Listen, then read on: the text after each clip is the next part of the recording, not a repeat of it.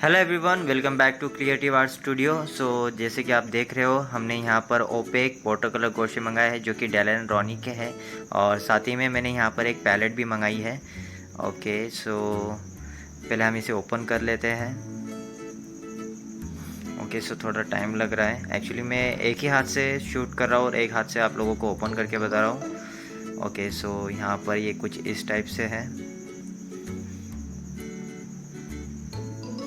Okay, सो हम इसे side में रख देते हैं, और ये इसके अंदर कुछ बिल वगैरह अमेज़ोन ने सेंड किया था। ओके, सो ये हमारी पैलेट है।